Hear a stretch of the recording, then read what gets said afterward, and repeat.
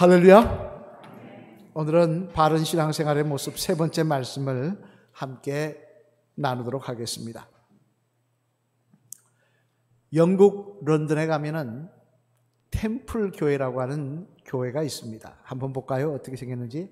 이렇게 생겼습니다. 예. 역사가 오랜 그런 교회인데요. 그 교회를 다니는 성도님들 가운데 에밀 메틀러라고 하는 70세가 다 된 교인이 있다고 합니다.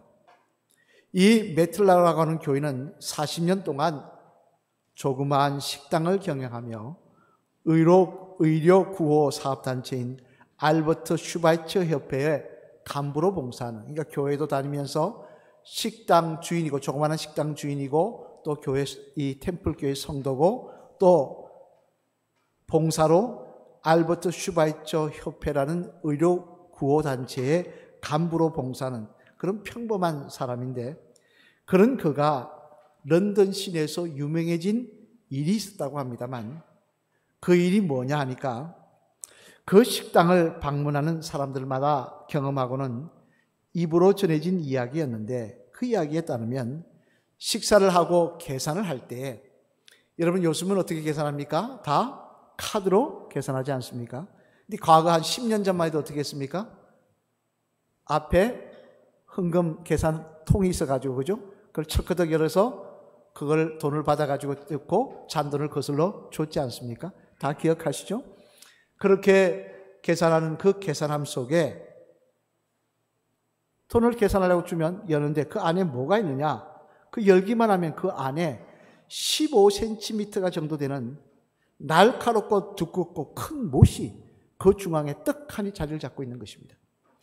일반 가느다란 못이 아니라 두께가 두껍고 날카롭게 생긴, 투박하게 생긴 그런 못이 그 안에, 마치 금처럼 생긴 그 못이 그 안에 자리를 잡고 있는 것입니다. 그러니 여러분, 거슬럼을 받으려고 하는 사람들마다, 계산하는 사람들마다 그것을 다 보게 되었다고 하는데, 계산하려고 돈을 주니까 철커덕 열리는데 그 안에 맨 중앙에 15cm나 되는 큰 대못이, 그것도 두꺼운 못이 떡하니 자리 잡고 있으면 여러분 느낌은 어떻겠습니까? 저게 왜 저곳에 있나 궁금하기도 하고, 또 그런 못이 있으니까 섬뜩하기도 하지 않겠습니까? 내가 돈 안 주면 찌르려고 그러나? 이것 때문에 소문이 나서 저 사람 조심해야 된다고, 안에 큰 대못이 있다고 그렇게 소문이 났다고 합니다만, 그러자 하루는 이를 궁금하게 여기는 한 사람이 물어보았다는 것입니다. 아니 사장님, 왜 계산함에 그렇게 큰 못을 넣어두시는 것입니까? 그러자 이 메틀러라고 하는 이 주인은 뭐라고 대답했냐 하니 이렇게 대답을 했다는 것입니다. 이 못은 그냥 못이 아니라 십자가에 못 박히신 예수님을 생각하며 그 못을 만들어서 넣어둔 못입니다. 이 못을 집에 책상 서랍 속에 넣어둘 수 있으나 계산함에 넣어둔 것은 내 직업과 내 생활 속에 예수님이 계심을 자주 상기시키기 위해서입니다. 무슨 이야기입니까? 계산하려고 계산함을 열 때마다 내가 예수쟁이라는 것을 기억한다는 것입니다. 내가 예수님의 사람이라는 걸 생각하기 위해서 예수님이 못 박히셨던 그 몸 모양을 만들어서 쇠붙이로 만들어서 그 안에 넣어뒀다는 것입니다. 여러분, 이 메틀러라는 주인을 어떻게 생각하십니까? 정말 예수쟁이라는 생각이 들지 않으십니까? 이처럼 예수님의 사람들은 말만 성도인 것이 아니라 삶 자체에서 정말 예수님의 사람답게 살아가는 모습이 있어야 할 것입니다만, 그런 면에서 오늘 본문의 말씀에 보면은 지난주 말씀에 이어 계속해서 성도는 어떻게 살아야 되는가, 어떻게 신앙생활을 해야 되는가에 대해서 말씀하고 있는데요. 특별히 오늘 본문에서는 인간관계의 문제에 대해서 이렇게 신앙생활을 해야 된다라고 하면 이렇게 말씀하십니다. 오늘 본문 5절 말씀 우리 앞을 보시며 한번 같이 읽어보실까요? 시작. 이제 인내와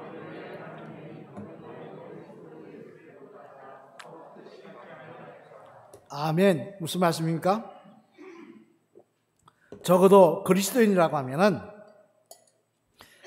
특별히 다른 성도와의 인간관계에서 예수님을 본받는 모습이 있어야 된다는 것입니다. 그 모습이 있어야 정말 성도라는 것입니다만, 그러면 여러분, 우리가 인간관계를 해나갈 때 어떻게 하는 것이 예수님을 닮아서 인간관계를 맺어가는 모습일까요? 바라기는 오늘 이 말씀을 통해 어떻게 보면 신앙생활의 많은 부분을 차지하는 다른 성도들과의 관계 속에서 예수님의 제자답게 예수님을 본받아 인간관계에 맺어가시는 저와 여러분들이 되시기를 주님의 이름으로 간절히 축원을 드립니다. 그러면 우리들이 그리스도인으로서 특별히 다른 성도들과의 관계에서 어떻게 하는 것이 예수님의 제자로서 예수님을 본받아 살아가는 모습이 되는 것인가? 그 내용을 오늘 본문 말씀 중심으로 살펴보면 먼저 첫째로 앞을 보시며 한번 같이 읽어보시겠습니다. 시작. 자기를 기쁘게 하지 않고 덕을 세우는 일을 위하여 다른 성도를 기쁘게 하는 일에 힘을 쓰는 모습이 있어야 한다고 하십니다. 뭐가 있어야 된다고요? 자기를 기쁘게 하지 않고 다른 성도를 덕을 세우기 위해 다른 성도를 기쁘게 하는 모습이 있어야 된다는 것입니다. 이게 바로 성도가 인간관계에서 가져야 될 자세라는 것입니다. 우리 오늘 보면 1절로 2절 말씀 앞을 보시며 한번 같이 읽어보시겠습니다. 시작. 믿음이 강한 우리는 마땅히 믿음이 약한 자의 약점을 담당하고 자기를 기쁘게 하지 아니할 것이라. 우리 각 사람이 이웃을 기쁘게 하되 선을 이루고 덕을 세우도록 할지니라. 아멘. 무슨 말씀? 적어도 이는 믿음의 사람이라고 한다면, 적어도 예수님의 제자라고 한다면 자기의 유익만을 구해서는 안 된다는 것입니다. 내 기쁨만을 생각해서는 안 된다는 것입니다. 다른 성도들을 기쁘게 하고 유익을 주는 모습으로 나아가는 모습이 있어야 그게 바로 성도의 인간관계의 모습이라는 것입니다. 한 번은 친구 목사님에게 옛날 이야기를 하다가 이런 이야기를 들은 적이 있었습니다. 신학생 때 나름대로 기도 한번 열심히 해보겠다는 마음이 들어서 기도원을 갔다는 것입니다. 한 3박 4일 기도원 가서 모처럼 목이 쉬도록 한번 기도를 해보겠다 하고는 갔는데, 근데 아침에 갔다가 저녁에 내려왔다는 거예요. 그게 왜 기도 열심히 하겠다고 올라가 놓고는 아침에 갔다가 저녁에 내려왔느냐 물어봤더니, 그렇게 끈기가 없느냐고 타박을 하며 물어봤더니 뭐라고 이야기하니까, 그 기도원에 있는 사람들의 모습이 너무 자기밖에 모르는 이기적인 모습이더라는 거예요. 아니, 아직 사람이 오지도 않았고 빈자리가 뻔히 아는데 자기 동행이 언제 올지 알지도 못하면서 거기에다가 누가 올 거라고 가방 얹어놓고 옷까지 얹어놓고 뭐 갖다 놨더라는 거예요. 앉으려면 안 된다 그러더라고요. 그리고 식사하려고 갔더니 뷔페식으로 이렇게 막 이렇게 음식을 차려놨는데 아는 사람이라고 이렇게 불러서 막 끼어들이고, 그리고는 맛있는 것을 먼저 다 가져가 버리고 뒷사람은 생각도 안 하고. 그래, 그 모습을 보며 이런 곳에서 은혜를 받으면 얼마나 받겠는가, 그런 생각이 들어서 그냥 짐 싸들고 아침에 올라갔다 저녁에 그냥 내려와 버렸다는 것입니다. 사실 여러분, 솔직히 말해 안타깝게도 이런 모습이 옛날 이야기가 아니라 요즘도 보면은 우리들은 성도라는 사람들이 모인 자리에서 이런 것을 볼 때가 있더라는 거예요. 그래서 교회에서 왔다고 하면서도, 유원지 같은 데 가보면 교회에서 왔다고 하면서도 자기들만 생각하고는 자기들의 유익을 위해서 함부로 행동하는 모습을 우리가 볼 때가 있습니다. 또 개인적으로도 교회를 다니는 성도로 가면서도 남을 생각하기보다는 먼저 자신의 유익만을 생각하는 모습을 보일 때가 있더라는 것입니다. 이런 거에 대해서 아니라고 부인할 분은 아무도 안 계실 것입니다만, 하지만 만약 우리들의 모습이 이러하다면 우리들은 정말 깊이 반성하고 회개해야 하는 것입니다. 왜냐하면 우리의 주인이신 주님께서는 공생애를 사는 동안 그렇게 살지 않으셨기 때문에 그렇습니다. 신앙생활은 예수님 닮아가는 것인데 예수님은 그렇게 살지 않으셨다는 거예요. 당장 빌립보서 2장 6절로 8절 말씀해 보면요, 예수님께서 이 땅에 오셔서 행하신 대표적인 사역인 십자가에 대한 말씀이 나오는데요. 우리 한번 읽어볼까요? 뭐라고 말씀하시는지.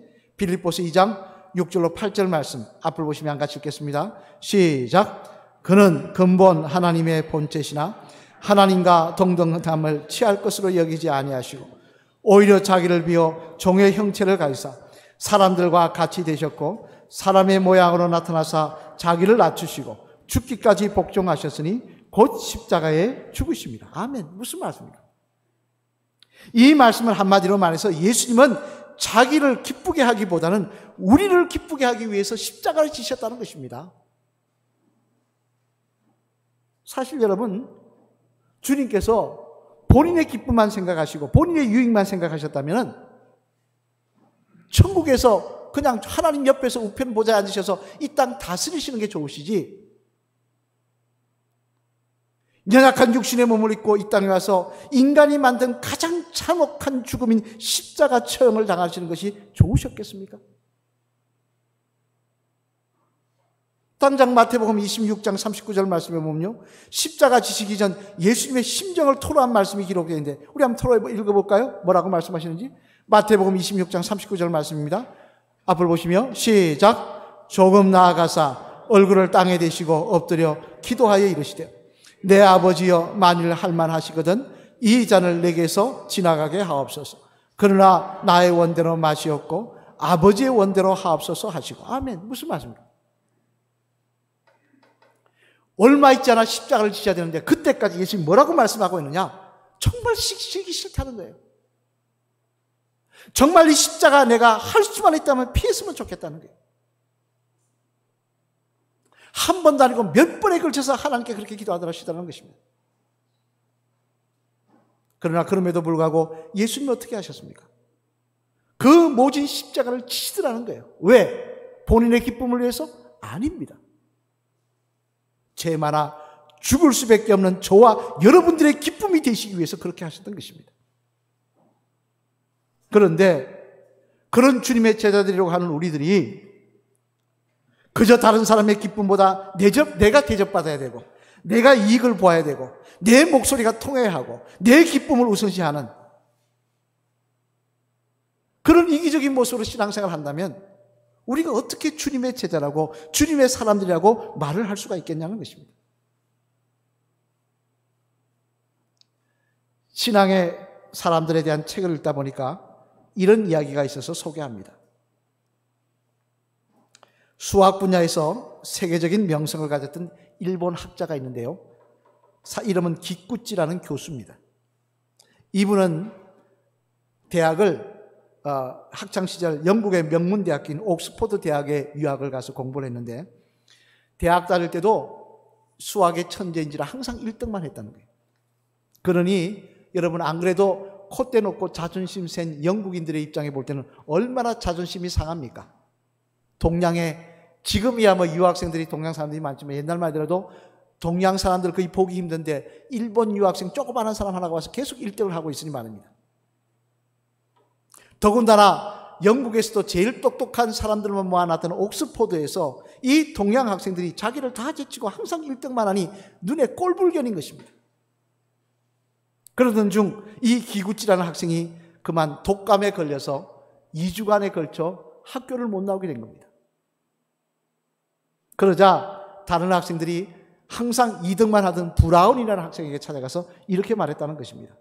야, 브라운아, 이번이 참 좋은 기회다. 이번에 열심히 공부해서 다음 시험에 1등 해라. 이번에는 꼭 백인이 동양인보다 우수하다는 걸 보여줘야 된다. 영국에 자존심이 있지. 너가 1등 해라. 그랬다는 것입니다. 드디어 시험이 2주가 지나서 시험이 됐는데 기구찌라는 학생도 시험을 치르기 위해서 몸이 아직도 좀 불편하지만 나와서 함께 시험을 쳤다고 합니다만 결과가 어떻게 되느냐? 또 기구찌가 1등을 한 거예요. 학생들이 묻습니다. 너는 학교도 못 나왔고 강의도 못 들었는데 어떻게 1등을 했느냐? 그러자 기구찌가 뭐라고 대답하냐니까 사실은 브라운이 매일 와서 나에게 와서 그날 강의 들은 것을 조목조목 가르쳐 주었단다. 그래서 내가 오늘 1등 할 수 있었던 거예요. 즉 믿음의 사람이었던 브라운이라는 학생은 충분히 그 기회를 이용해서 만년 2등이 아니라 자기가 1등이 될 수 있는 기회가 됐음에도 불구하고 오히려 번거롭게 가구집을 찾아가서 거기까지 가가지고 아픈 학생을 앉혀놓고 자기가 들었던 걸 하나하나 다 설명해서 그에게 가르쳐주는 그런 번거로움을 수고했다는 것입니다. 여러분, 이야기는 실화입니다만 여러분이 보시기에 이 브라운 학생을 어떻게 생각하십니까? 어리석은 바보입니까? 배알도 없는 친구입니까? 저는 그렇게 생각하지 않습니다. 비록 2등은 했을지 몰라도 하나님 보시기에는 1등 한 것보다 더 귀하지 않았겠습니까? 하나님께서 그런 불안한 학생을 정말 기뻐하시지 않으시겠느냐 말씀입니다. 바로 이런 모습이 자기의 유익만을 구하지 않고 다른 사람의 마음을 기쁘게 하며 다른 사람의 유익을 구하는 예수님 닮아가는 성도의 모습이더라는 것입니다.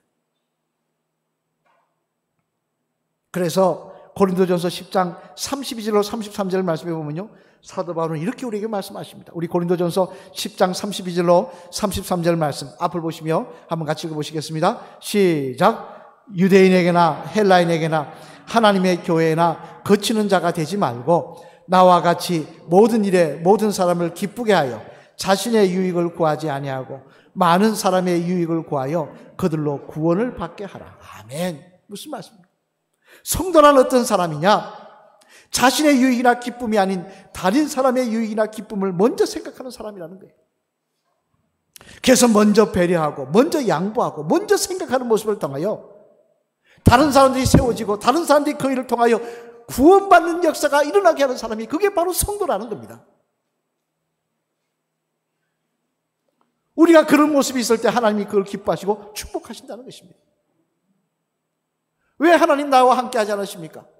왜 하나님 나와 동행하지 않으십니까? 여러분, 하나님이 동행하실 만한 그러십니까? 그저 내 유익, 내 이익, 그것만 생각하고 살지 않으셨습니까?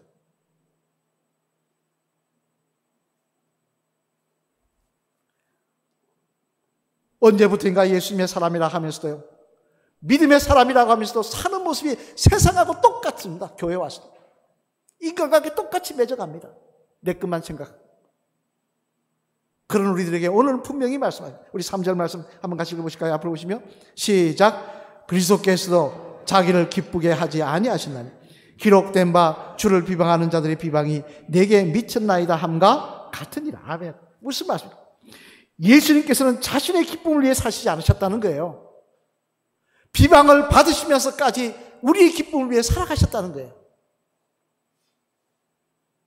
따라서 성도는 바로 이 예수님을 닮아 다른 성도들을 관계해서 자신의 기쁨보다는 다른 사람의 기쁨과 유익을 추구하는 사람이 되어야 된다는 것입니다.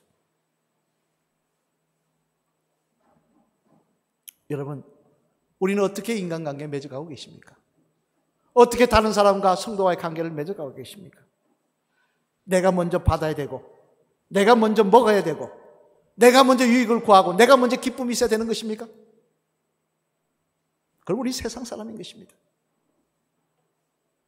바라기는 나의 유익이 아닌 다른 사람의 유익을 먼저 생각하며 서로 배려하고 서로 양보하고 그를 위해 기도해 주시는 주의 성도가 될 때 하나님 그런 우리를 통해 영광 받으시며 하나님이 기뻐하시는 일들이 이곳에 많이 일어나는 역사가 반드시 일어나게 될 줄로 믿습니다.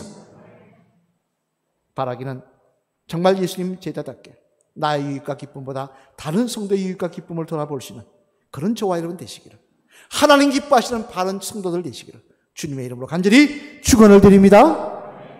둘째로 또 하나, 인간관계에서 어떻게 하라고 말씀하고 있느냐, 우리가 같이 보실까요? 같이 읽겠습니다. 시작. 다른 성도를 수용하는 일을 위하여 힘을 쓰는 모습이 있어야 한다는 거 하십니다. 무슨 모습이 또한 있어야 된다고요? 다른 성도를 수용하는 모습이 또한 있어야 된다는 겁니다. 오늘 보면 7절 말씀 한번 같이 읽겠습니다. 앞을 보시며 시작. 그러므로 그리스도께서 우리를 받아 하나님께 영광을 돌리신 같이 너희도 서로 받으라. 아멘. 무슨 말이에요? 여기에 중요한 말이 있습니다. 너희도 서로 용납하라, 수용하라, 받아들여라. 비난하지 말고 받아들여라 하는데 조건이 있습니다. 뭡니까? 주님께서 우리를 받으셨던 것처럼 너희도 받아들이라는 것입니다. 사실 여러분, 예수님께서 다른 사람은 다 떠나고서 제자들만 하더라도 부르실 때에 그들이 흠이 없어서 부르신 것은 아니었습니다. 만약에 예수님께서 제자들을 부르실 때 커트라인을 두셨다고 한다면요, 12명의 제자들 가운데 부름받을 사람은 한 사람도 없었을 것입니다. 왜냐하면 한번 들어보실까요? 당장 수제자인 베드로만 하더라도 나서기 좋아하고 뭐 다혈질 이런 건 떠나서 그는 학교 문턱도 가보지 못한 사람이었습니다. 아니, 전 세계에 복음이 전파돼야 되는데 그 복음을 듣는 사람 가운데는 무식한 사람도 있고 유식한 교수도 있을 텐데 이들에게 복음을 설명해야 되는데 학교도 가보지 못한 사람이 무슨 자격이 있겠습니까? 또 마태는 마태대로 유대인들이 가장 싫어하는 세리였습니다. 또 요한과 야고보는 다혈질적인 성격으로 생각 없이 아무렇게나 막 말하는 사람들이었습니다. 그래서 여러분 잘 아시는 유명한 사건 있지 않습니까? 예수님이 제자들을 데리고 예루살렘으로 가시려고 하시다가 사마리아 마을을 지나가시려고 하시는데 사마리아 사람들이 예수님이 유대인들의 왕이 되는 줄 착각을 하고 가로막습니다. 가지 못하게. 그러자 그 모습을 보고 요한과 야고보가 뭐라고 이야기합니까?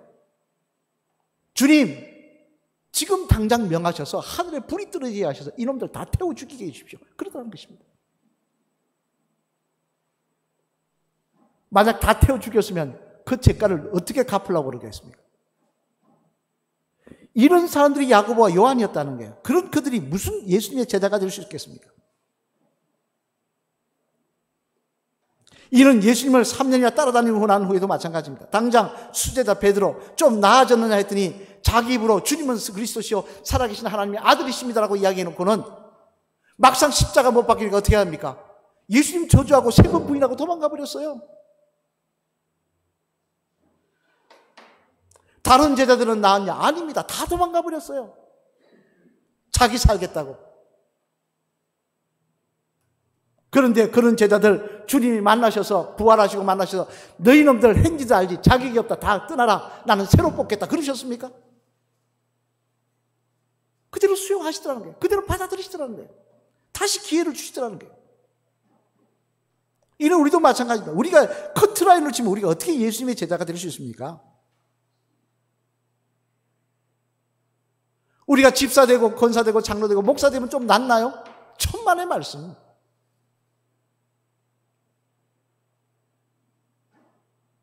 그럼에도 불구하고 하나님 우리를 받아들이지 않습니까? 너 왜 그 모양이라 말씀하지 않고 다시 기회를 주시지 않습니까? 마치 누가복음 15장에 나오는 말씀처럼 탕자가 먼 나라의 아버지 재산 다 탕진하고 와서 하기를 우리 아버지 집에서 내가 돼지 죽이라도 먹었으면 좋겠다 하는데 그 아버지가 어떻게 합니까? 네 죄를 알라 무슨 낯짝으로 왔냐고 말씀하지 않으시고 그 아들을 시키고 반지를 끼우고 사랑하는 내 아들이 살아왔다고 안아주며 잔치를 베푸던 것처럼 우리에게 그런 은혜를 주시지 않고 있지 않습니까?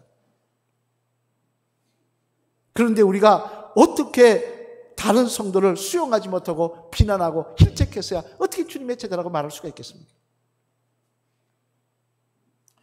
과거에 있던 교회에서 참 안타까운 이야기를 들은 적이 있습니다. 그게 뭔가 아니에요? 교회 나온 지 1년 되신 분하고 식사할 기회가 있어서 같이 앉아서 식사를 하는데 그분이 뼈 있는 이야기를 하시더라고요. 무슨 이야기를 하냐? 1년 동안 신앙생활 하면서 다른 성도와 이렇게 만나 이야기를 하면요. 어느 집사는 뭐가 문제고 어느 집사는 어느 권사는 뭐가 문제는 이야기는 많이 해도 어느 집사님은 뭘 잘하고 어느 권사님은 참 뭐가 훌륭하다 이야기는 들어본 적이 없다는 거예요. 1년 동안 신앙생활 하면서 누구는 뭐가 문제고 뭐가 문제는 들어봤어도 누구는 뭘 잘하고 뭘 잘하는 이야기 들어본 적이 없다는 거예요.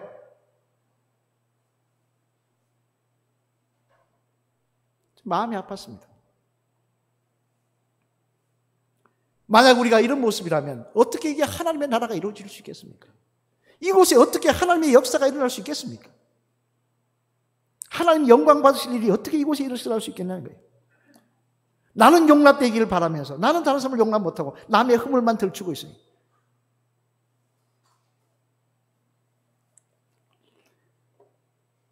제가 한번 드린 말씀입니다만 제가 아주 이 말씀 기억납니다. 참 마음에 새긴 말씀입니다. 세미나에 참석했다가 한 강사 목사님이 하신 말씀이 있어요.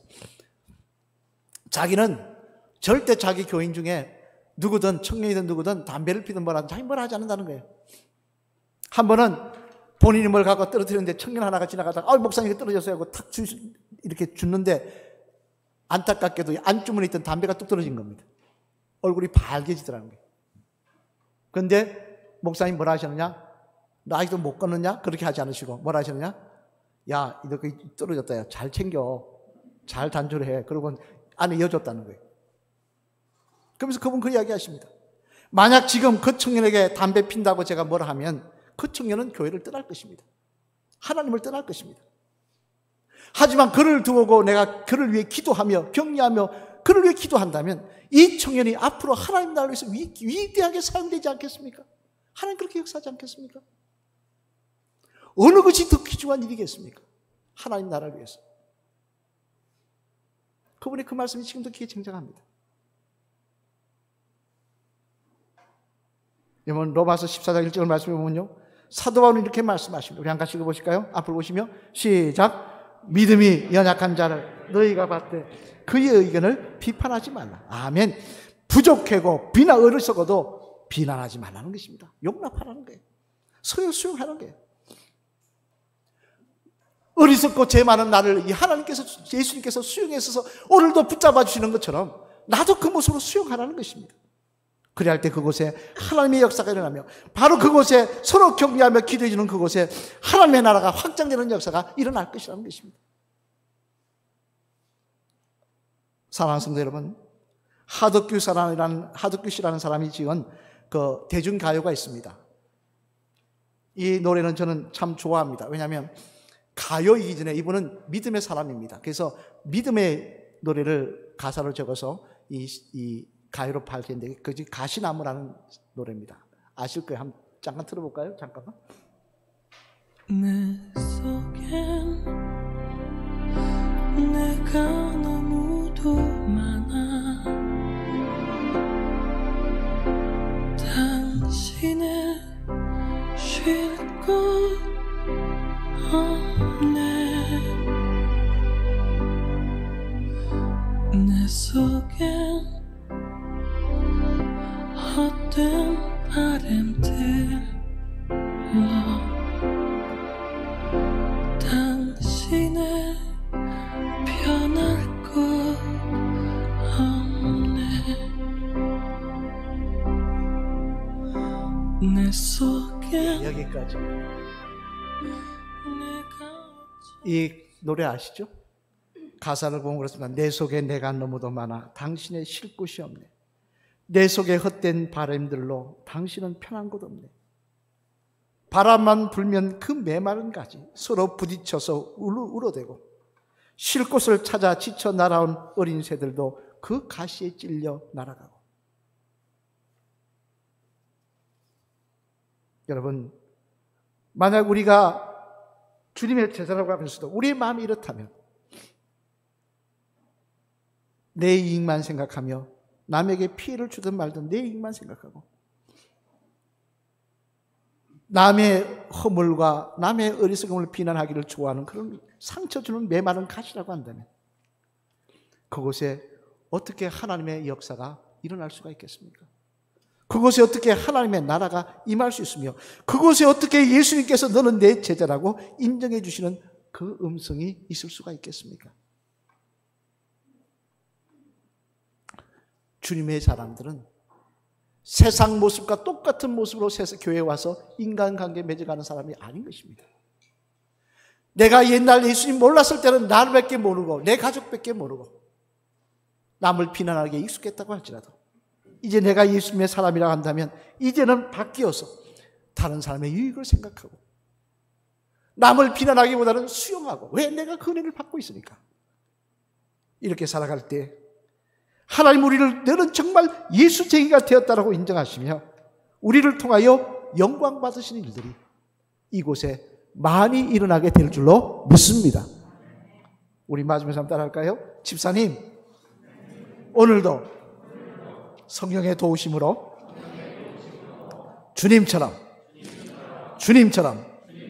남의 유익을 구하고 남을 수용할 수 있는 그런 인간관계 맺어 가시는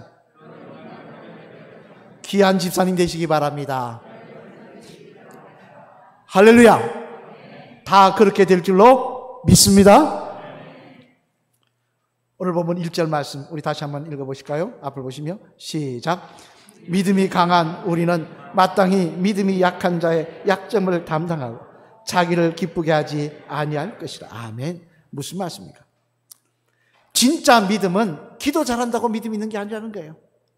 진짜 믿음은 찬양 잘하고 헌금 잘한다고 믿음 있는 게 아니라는 거예요. 진짜 믿음은 다른 사람의 유익을 구할 수 있는 자가 되어야 되는 거예요. 진짜 믿음 있는 사람은 다른 사람을 수용하고 그를 위해서 기도해 줄 수 있는 사람이 되어야 된다는 거예요. 그게 진짜 믿음이라는 거예요. 오늘 7절 말씀 우리 한 같이 읽어볼까요? 한번 보시겠습니다. 시작. 그러므로 그리스도께서 우리를 받아 하나님께 영광을 돌리신 것 같이 너희도 서로 받으라. 아멘. 주님의 제자라면 서로 받는 모습이 있어야 된다는 거예요. 그게 바로 믿음의 사람이라는 거예요.